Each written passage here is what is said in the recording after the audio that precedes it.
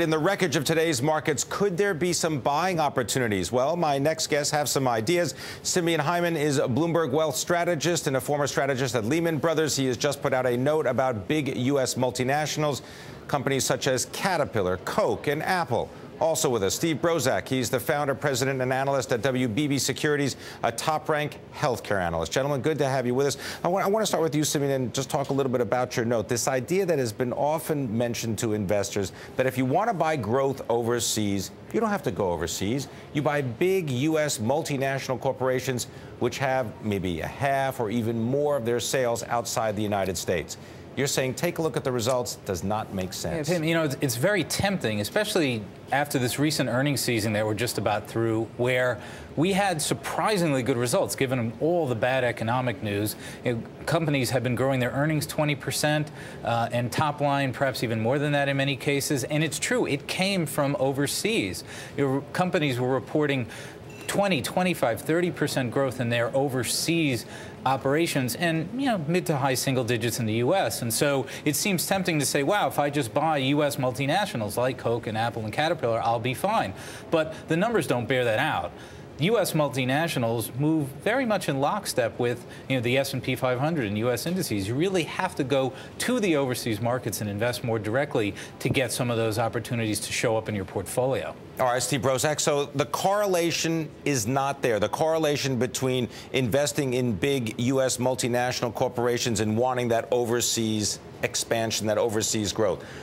People that are investors, they also want non-correlated returns in the United States. And you say one of the areas to look for, healthcare. Why is that? Absolutely. Because you're looking at $2 trillion worth of expenditures in the United States on healthcare. It's not going away. The other reality is the U.S. government, $31 billion spent by NIH in research with companies.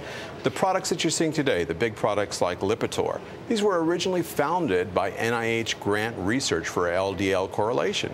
So you've got these smaller companies that are combining with larger companies. One of the examples is a small company called Neoprobe that has a lymphatic oncological product. A cancer product. Exactly. It's combined with Cardinal Health. Another company is a company called Satori. They've combined with Olympus. They're a stem cell product company with a device. They're selling product. They are looking to expand, and they're looking to address this, in the U.S., $2 trillion market, overseas ×2, and even more. So would those offer the kind of non-correlated over time results that investors, at least on a day like today, when everything seems to move in lockstep, as Simeon was describing, those are the kinds of things you want to be paying attention to? Those are the kinds of things that you'll see on the front page of the Wall Street Journal in a positive way because of a scientific or a clinical breakthrough. And that's what gets people's attention. And the kind of money that you're talking about in terms of the government spending, is that likely to be going away, or is that going to continue? They're going to have to continue it because they know that they're the backstop. Right now, you see a company like Pfizer, they're retrenching, they're not putting money into R&D. Look what happened to them. So the backstop with the government is, and what we're seeing with the government is, the reality is that they are going out there and they are writing checks to these biotech companies, these medical device companies, so they can bring them to, they can de-risk them to get to the large product stage. And that's the way we anticipated going into the future. Simeon, when you look at this whole idea of non-correlated returns, or at least non-correlated to the S&P 500 for investors here in the United States, does this make sense? Does this ring true outside the U.S.? Invest in healthcare devices, invest in companies that are making breakthroughs in biotechnology because they're going to give you that kind of change that is really geared to demographic issues, not necessarily to, you know, corporate S&P issues. You know, this is a day where you think nothing works. It's a day where, you know, everything went down. But these days do pass, and diversification returns.